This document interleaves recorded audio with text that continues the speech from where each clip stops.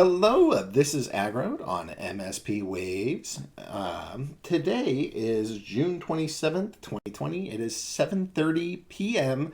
EDT. And I have the absolute pleasure of having Julia K. Ponsford, one of the long-term senior moderators of part of the Peace, Abundance, and Liberty Network. Julia, how are things this evening? Things are lovely, thank you. Oh, How are good. things for you? Well, I was skating earlier and I fell and I hit a rock and I'm in a lot of pain. My shin is all Skating? swollen. Skating, roller skating. Roller skating? I Okay. yeah, I do a lot of it. It's a really great exercise. It's kind of like doing cross country skiing, like in terms of just how much work you're doing, and it's one of Uh-huh. the primary ways that I'm attempting to lose a fair amount of weight. But that is neither here nor there. That is not what we're here to discuss. We're here to discuss a thing. But I'm gonna. What do you want to say about the thing? What are we going with? What are you comfortable sharing? What maybe just big picture? What are we working on?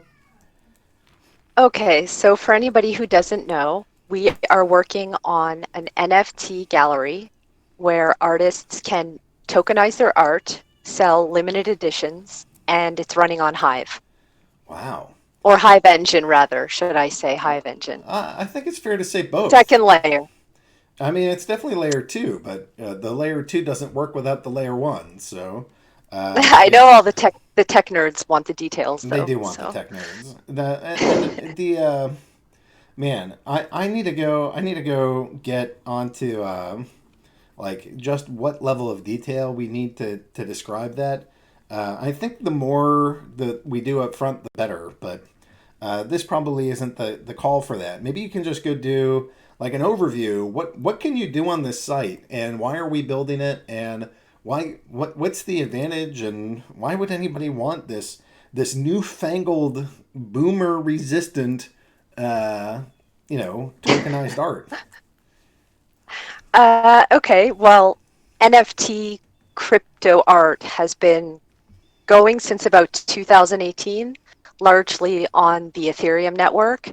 And lately, just in the last 6 months or so, I don't know if it has to do with like the quarantine or what's going on, but it's had this really huge boom where just more and more people are joining the scene, more and more people are looking for places to sell their art, and it's become like a really huge market.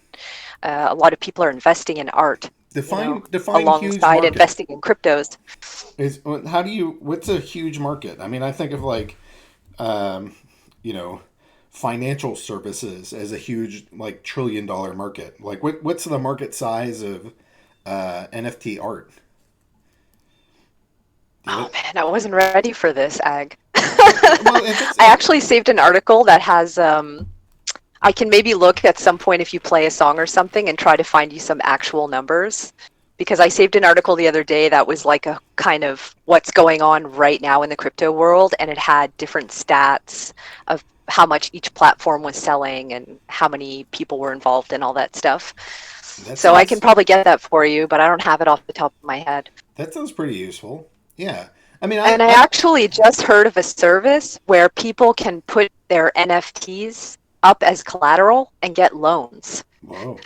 So in in some respect, it's gaining more legitimacy that people are like, okay, that has some value. I'm willing to lend you money, like based on knowing that has value, kind of thing. Yeah, So there's a lot of interesting stuff happening. how do you establish a value on like a unique token? Do you just look at like the most recent market trades or something and take only a percentage of that? There's I mean, there's some debate over this, how you establish the value. Most people would look at secondary market. So if you only sold, let you only sold one piece of art, that's obviously not a good barometer for if your next piece is going to sell for the same amount of money, right? So technically, they'll usually look at someone's average sales. So let's say they looked in my market and said, okay, her average sale is like $100 per piece or something. And then we also see on the secondary market, maybe there's been an increase in value. And you would kind of look at those two metrics and, try to establish like what this person's collection could be worth. And it's difficult because some people will get very popular and pieces will rise in value and other people won't. So I don't think there's any one calculation that you can make to determine definitely. You can only kind of look at the sales that have happened and make some estimations. Why do you think that this art has value? Right? Like that's a question that I've heard posed even from some buddies, but I think answering it is really like at the heart of this and can hopefully help people understand, you know, why are people doing this? Like first off, I think you can make money, so that's like a reason to do it. But that doesn't quite help people understand why is there value. Like where do you think that the value for this comes from? Well, I mean, there are a couple layers to this. I mean, the most basic layer is it has value because somebody wants it, right? Yeah. The only reason Bitcoin is worth what it's worth right now and has that value is because people want it and they're willing to pay that price. But I think when it comes to art, it's more about the rarity of it. If there's only one of something and you're the only person who will ever officially have that thing, in the art world, that carries a value to people. Um, I would posit that there's one other thing, and it will take time to sort of show itself. But I think that through your art collection, you get to go display some sense of who you are in language that's visual as opposed to prose, and like the collection of art that I accumulate over time, I think will help share details about who I am and what I value. And I think that's cool too. I mean, I first got that idea, like, yeah, honestly, it was from Ned. If you guys still remember who that was, it was this former asshole that ran Steam It Inc. But he said, you'll people will figure out a lot about you by the SMTs that you own. And I think I Mm, think I think it's even more true for the NFTs that you own, because you'll know what games they play, what art they're involved in, and all this other stuff.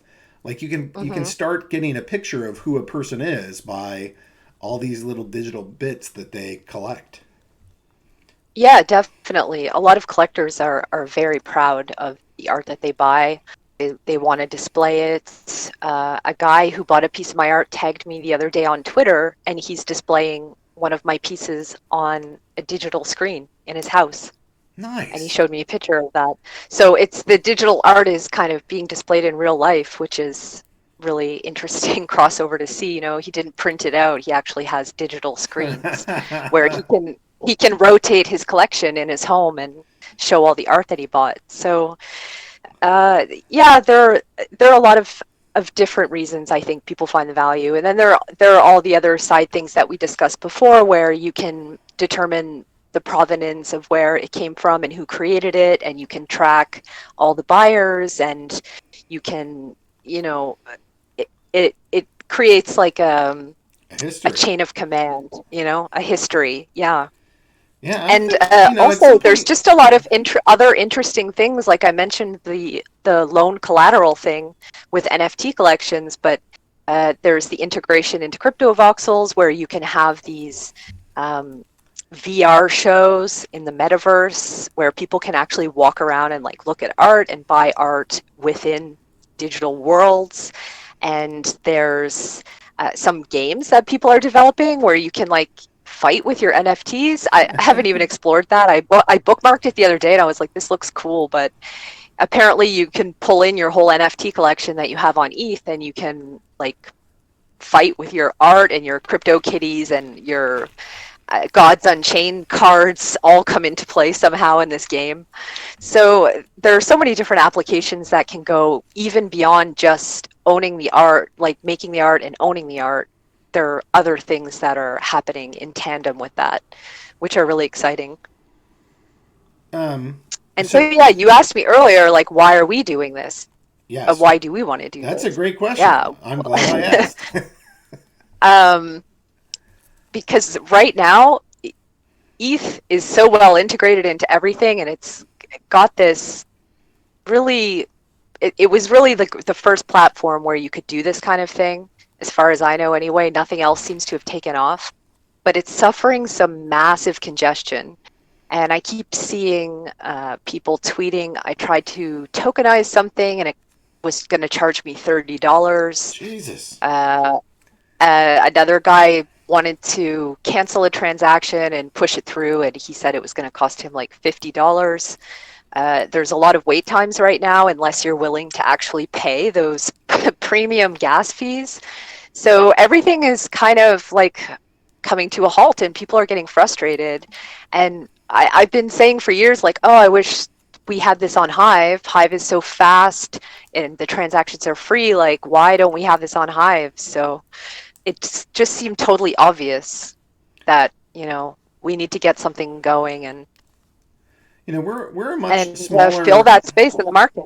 we're a much smaller market cap coin. Do you think that people are willing to spend as much money on art on Hive as they are on Ethereum, or is that like the big variable question? Uh, I think we can't say for sure. I think everybody gets kind of stuck in their ways, I guess. So if someone's like a big ETH maximalist or whatever, it might take a little bit of work to get them to try something else. Um, I don't know, but I think I've seen people who have been complaining and saying we need to move this like outside of ETH. We need other options because right now it's not sustainable. And there's supposed to be some kind of update this year with ETH 2.0 that's supposed to help fix this problem, but it's kind of a wait and see sort of thing. Yeah, hard forks can be great in theory, and then there's a giant, it's theory for a reason, not a guaranteed promise. So I Yeah, would, I don't really know enough about the technology to say like whether it really sounds like it's going to work or not. So I read an article about it last week, and I'm not even sure when it's supposed to initiate, sometime this year. But yeah. yeah, we'll see what happens with that. But either way, whether ETH gets better or not, I still think it's great to have options. So what did we build? Like what does this thing do, and how does it work, and why do you think people will do it? So right now, what we have is a pretty basic website where you can deposit money, you can deposit Hive, and it comes in as Swap Hive. That's going to be the currency of the platform. And if you're a buyer, that's all you have to do. You deposit your Swap Hive and you can browse around and buy stuff. If you're an artist, currently we're asking people to verify with us. And we're going to start with a really small group of people that we trust and, you know, bug test and see how everything's going and make sure it's smooth. Um, and then eventually we're going to start inviting in all the artists. And for now, we're going to stick with a verified only model because we don't have the tools yet to deal with people reporting, like if there's plagiarism or anything like that. Um, so that so what will they actually be able to do? Like real high level. Just like what are the key basic functions that or key basic actions that somebody can do on this platform? Well, if you're an artist, you can tokenize your art. You can choose the number of editions. So you could do just one edition and have it as a very rare piece. Or you could tokenize multiple editions. You can also convey commercial rights or choose to keep it private. So private means you own the art, but you can't print it and use it in commercial endeavors. So I think that's actually a really interesting thing too for some artists who do commissions and things like that. They could actually tokenize the art and convey the rights to someone else uh, via giving them the token, and the proof would be there on the blockchain. So that's, I think, an interesting development that I actually haven't seen anywhere else. Ooh, ooh, ooh. Yeah, I like. I I thought it was a good idea, so I'm glad it's in Yeah, there. it is a good idea. I don't know how many are like how many traditional artists would use it because I don't see a lot of people asking for it right now, but it's there, so people will probably find a way to use it. They'll say, "Oh, this gives me an idea. I could sell, these designs, and then if people want to buy them, they can print them out on shirts, or they can make merch, or they can do, use it for their website or their flyer or whatever they want to do." So We should figure I'm sure out people are going to find a usage for that. we should figure out a way to make it an add-on too, so that you don't have to choose right at the moment that you buy it. But like if you end up falling in love with a piece of art and it doesn't have the right rights associated with it, I wonder if we can go figure out a an upgrade your rights option. Pay an extra X amount of money, and you too can have the right to run around with this thing. Yeah, that could be an option. I guess right now they'd have to send the token to null and then create it again, Yep, something create a like new that. token. Yeah. Uh, so for the artist, you have some you can tokenize it, and you can there's some settings with that. And then what can a buyer do? Well, a buyer can buy art, and they can also list it to resell on the secondary market. Is that And the it? artist, Is that a what? big thing now? Like, do you think that Yeah, it's most huge. people in the art community now aren't just buying and holding; they're really like buying and trading these things, hoping to go make a profit just through the art sales. There's both. There's a bit of both. There are some people who buy and they plan on holding them indefinitely. Like I have one buyer, they're called the Museum of Crypto Art, and they've been really wonderfully supportive of me and they bought a lot of my pieces and they said that they don't want to resell them. Wow, They want to keep them. They made an exhibit in this VR thing that I can't actually access because it doesn't work on Mac. But they made a VR exhibit and they put all my work up, and that's going to be a permanent exhibit that's just going to sit wow. there. So they have all these different exhibits of different artists, which is really cool. How does that make you feel? It makes me super happy. I mean, the moment I started selling my art, I was just like, every time I sell a piece of art, it makes me so happy. I'm like, oh, somebody wants to actually pay for my art. Like, that's amazing. It's not really something I thought would be possible like a couple years ago. Did you ever try selling physical arts or physical prints or making non-digital art for sale? Was that ever in your career path or indie life? Y- Yeah, I actually used to have a clothing line, and we had a boutique actually, and so I sold them in person in the store, and I also sold them online, but online was a bit more difficult. Um, and that was in like a city in Canada somewhere. Yeah, it was in Montreal. Um, were you who was making the clothing and who was making like? Did you design it and create it yourself? Did you have a team of? Yep. No, I Wow, was making all the clothing, wow. and a lot of them were actually one of a kind pieces. So I would make a dress, and there would only be one dress like that. And that was a big set. Funny enough, there's like such a parallel there, but that was a big selling point back then. I would tell people, this is the only dress like this. So if you buy it, you're never going to see another person walking around in this dress. It's a You're literally the only one. it's So a it's an yeah, NFT, non exactly. fungible If I could, dress. it's a non-fungible dress. Yeah. All right, I have to drain a little bit of water out of this bag that I'm using to ice my shin. So I'm not peeing on air for the people that are asking. I'm just draining some water so that I don't get soaked from this thing. How long ago was that? Let me see. I think we closed it about 7 years ago, and we were open for 5 years at Uh, that location. and So, do you miss it? Or like, would you rather be cold showers? Fucking Cly. All right. Would you rather be would you rather be doing that, or are you happy with the NFT art stuff? Like, what? h- How do you compare this sort of digital experience that you're having to the physical experience that you had?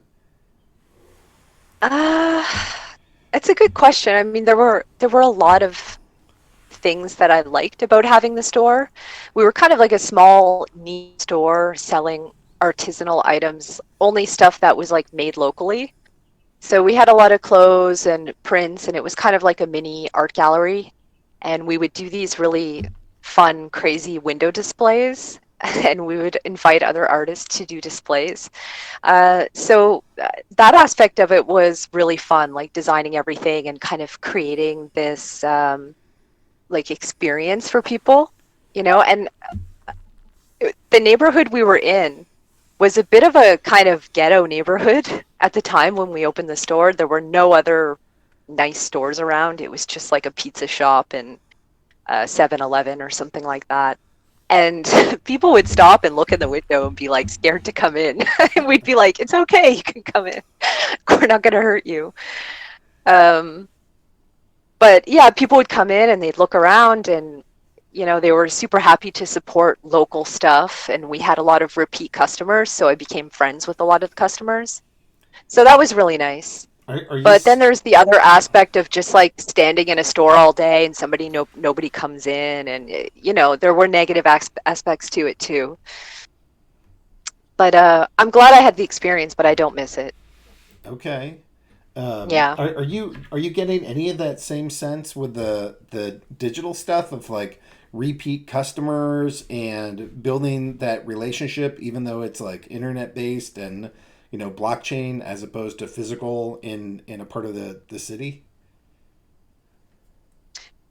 Yeah, it's actually really, really similar. It's funny because I didn't actually think about this like before we started this conversation, but no, it is really similar. I've had some repeat customers so far, and they've contacted me, and we've spoke privately in DMs, and they talked about how they like my stuff and thank you for selling me your stuff and everything like that. And I met a lot of great artists and people who want to work together on cool projects, and everybody's just really enthusiastic and excited about what's happening. What do you think is driving purchasing decisions? Like when they tell you, "Hey, I'm so excited to own this." Like what do you think is driving that? It what like how are they connecting? Because like they don't know you in person, like it's so far away, and yet the emotion seems to be really personal. So what do you think is making that work? Hello? Did you miss all of that? So I missed a lot of it. My phone dropped again. Okay, so my question is the like Sorry. somehow when you're selling this art and people are finding it and they are connecting not just with the art piece but like really at some emotional level and feeling like, hey, this really connects with me, or you as a person are connecting with them, like Hmm. how do you think that's what is creating that, and like why do you think that's viable via this digital medium? Like in addition, like I think it's pretty proven over time that people can like fall in love with a print on their wall or something. But what do you, Hmm. is it the same, is it different? Like what allows somebody to go create this, or where does that connection come from for the digital NFT art? Uh, Well, I think, like you said, a big part of it is emotion. When it comes to art, it's not the same as necessarily trading crypto or trading Forex or buying and selling other types of things. You know, art has this like undefinable thing. When somebody sees something, it might evoke a feeling or an emotion in them, and it might be a feeling or an emotion that they can't get somewhere else. Like only some certain things will give them that feeling. So I do think that it's a really different kind of market.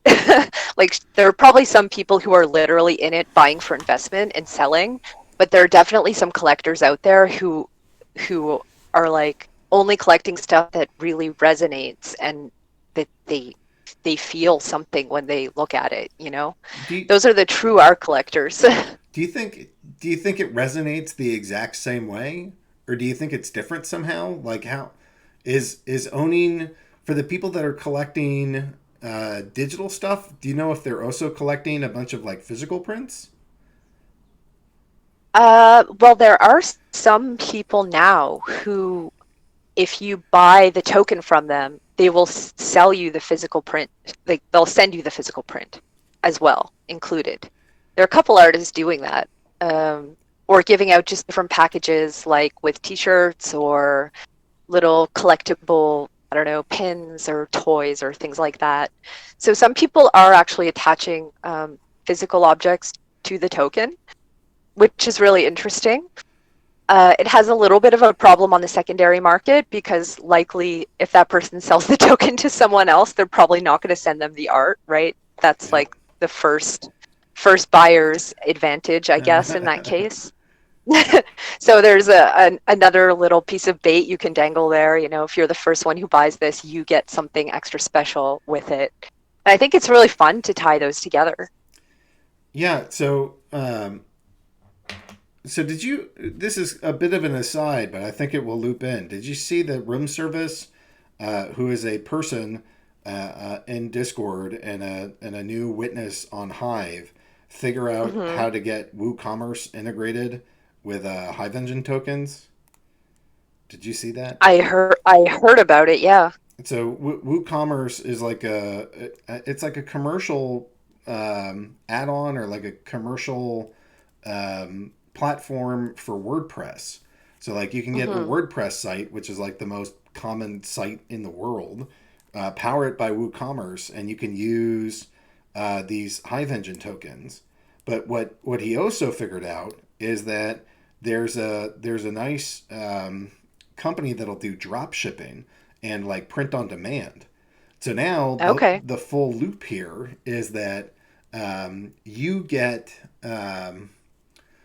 you buy this art and it somehow it's tied into WooCommerce so that by owning that token you could then go like order yourself up a T-shirt of it, like Yeah. have it drop Hmm. shipped to you, and you could go Yeah. pay in not just Hive Engine but maybe in your Palnet or Leo or Dark Energy Hmm. crystals.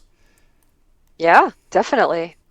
What a Yeah, there's some interesting possibilities there. what a weird world that we're moving into. Yeah, I know. Like, if you talked about this like 5 years ago, nobody would have understood like what would be happening now. It's pretty wild. It's I like it though. Yeah, I'm hoping that I don't know. I've had a couple conversations with Room Service. He's got there's a plugin that allows it to not just be like your one store, but kind of like a multi-site commerce thing. So it's kind of like making an Etsy or a something else. I've been working on this forever, but if I could just do this all through the Woo, then that would be pretty freaking amazing. And just like here's like a really well developed project, and we're just going to allow our tokens to work with it. That sounds pretty baller. Yeah, that's amazing. He's doing a lot of good stuff, that guy, because he was working with Hive on board as well, right? Yep, He's the one who that's the dude. I don't I don't know if he did it all by himself, but he was on that team, right? Yeah, he's an interesting character. I've had a good time talking with him. He's like, I have a very stable, steady job that is somewhat uh, under. Maybe he's a little bit underemployed. He's paid well and he does well, but I think he's underemployed, and so it's giving him this like need to be creative and do these like extra cool things, and it's great that he landed here. Yeah, definitely. I see a question from Mariano. Yeah. He says, how can people set a virtual museum on their own, powered with Hive blockchain? Is it possible? I mean, I So, think that's are you deluxe, but referring yes. to, yeah, there was a project called Deluxe, which, as far as I know, they're not developing actively. But that's something that's kind of on the table that I would like to see if they're interested in starting something back up. That would be really cool. The only way to do an actual virtual gallery right now, and it's possible, is you could buy land in crypto voxels on an ETH platform, and you can put images on the wall and make them clickable links. So I'm actually planning on doing a show to launch the gallery when we first open up with all our Genesis artists in crypto voxels. All right. I think that's a good way to enmesh the two worlds a little bit and maybe get people who are on ETH feeling a little more comfortable coming over to visit Yeah, on Hive. you got to go to where the customers are, right? Like Yep, we can't just sit back and be like, yeah, homeboys will come here. We gotta bring the art to them. So I yep. think that's a great plan. Hmm. So what's the timeline? What do you think? Like how much stuff is left before you feel like this is the kind of thing that we start not just talking about this in a little bit of abstractness, but like start giving people, look, dude, go to this site. This is how you whitelist. This is how you buy. Shut up before you miss out on the very first pieces coming through. I'm gonna say it could be within a week, but if it's longer than a week, it won't be, I don't think, too much longer than a week because we got another round of changes in last night, which are mostly pretty good. And then there's still a few more details. And then the skinning just needs to be finished. And we can definitely soft launch with a small amount of artists and then kind of be a little bit gradual, like I said earlier, until we pull on the masses. Um, what do you think? What would a healthy growth look like to you? Like, okay, so we soft launch in a week, and then what happens? Like, if this goes well, what do you imagine from there? I think it's partly going to depend on how the site functions. If we don't find any problems and everything is running very smoothly, then we can accelerate a little bit. And I think, within a month, we could start inviting a larger number of artists and trying to, starting to promote to collectors. I don't want to do mass promotion until everything is really smooth, though. Yeah. That's my big thing. I want people to have a good experience. I want them to have a good first impression. Like when they came to my boutique in Montreal and they looked in the window and they saw like a fun little weird world that, made them interested. I want them to come to this website and have a nice, smooth experience and see some beautiful art and, you know, leave a good impression. Um, so for the next week? What do you want people thinking about? Like um, what do you want to leave them with as sort of the teaser for the start to this whole thing? What do I want to leave them with as a teaser? Yeah, like I what? mean, come see some art. We have a lot of amazing artists on Hive, but we have a whole world to reach outside of Hive, and I think we can use it to onboard a lot of people to Hive as well. So I think that's going to be really, really exciting. Um, and I also like the fact that we can onboard artists who also might become bloggers and active participants in the rest of the Hive ecosystem. Well, that goes back to kind of my like thesis statement about all of this stuff tying together. That the reason that I'm really excited about this, like I'm not much of an artist. I'm not allowed to hang pictures in my house. Like in fifth grade, everybody used to make fun of my art, so I have my own my own anxiety about my art. but the Your art complex. I have an art complex, but the stuff on the business side that really excites me is that combining blogging with a business where like everybody's incentives are aligned in that the blockchain and earning this cryptocurrency, that helps everybody feel like we're on the same team. But now Hmm. the artists are incentivized to blog, both for the upvotes, but to also start spreading their work. And Right. that, And they can also earn money to tokenize, yeah, and which is cool because you can essentially pay for your own gas fees if you do like enough blogging per week, probably.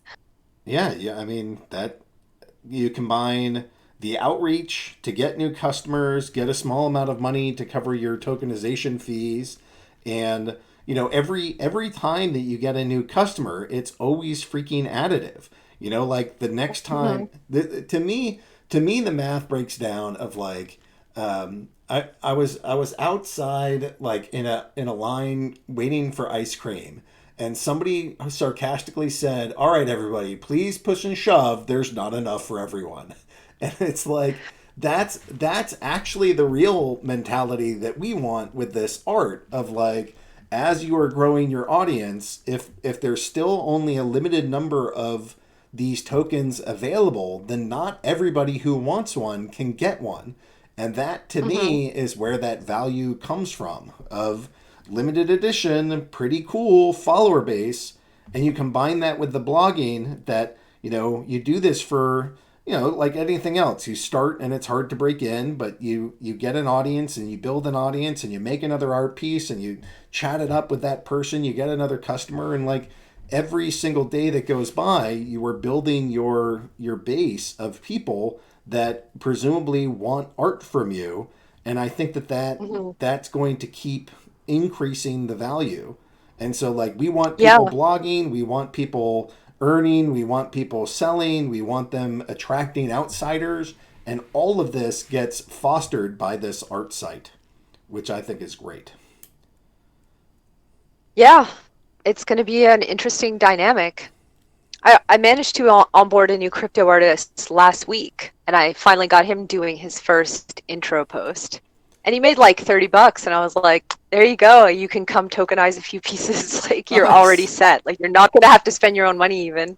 So that really is, I think, a nice aspect of it And that what I what did like that what did can they say to help me that? sell it. What did they say to that?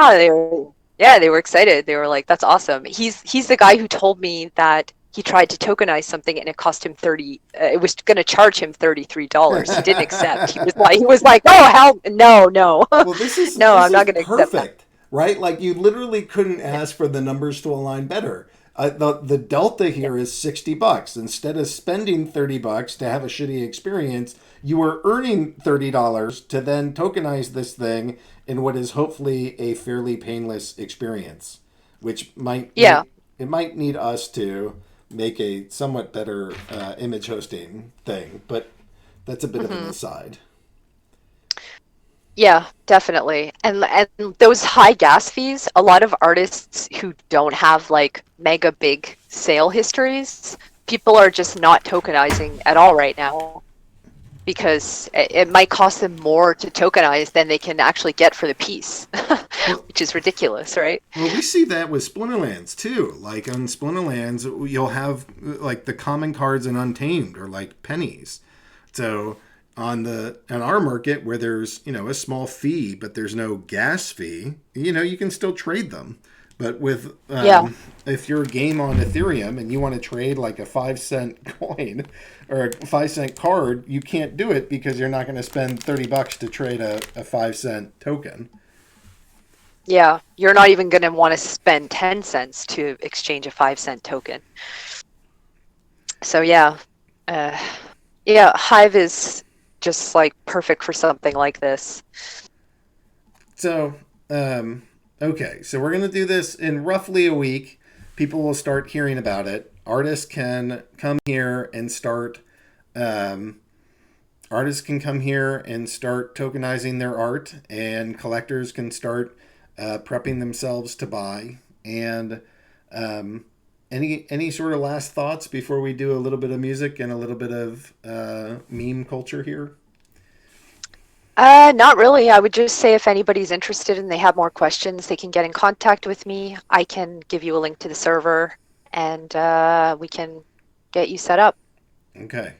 Well, Julia, thanks for coming on. I'm going to end this recording and put this out into the world so people can get a little bit of a teaser of what we're working on. And I don't know. This should be exciting, and I think it's going to be a nice little niche business built on top of Hive that um, helps grow our community and helps push the number of transactions and helps attract a pretty key demographic to the chain of really talented artists. Yes. Yeah, go and Frankie wants to know what the token project name is, but we haven't said it. So, uh, oh, it's typed in. Well, Azaria let the cat out of the bag. How dare you? We've been so sneaky. So sneaky. Well, at the end, she typed it, and that type is in the thing, but it's NFT Showroom. So we'll see. We'll see. If you guys have questions, come talk to Julia, and we'll get um, I don't know. We'll get a little start. Get a little bit of a head start if you're an artist, and get your first piece tokenized because we're launching soft launch in about a week.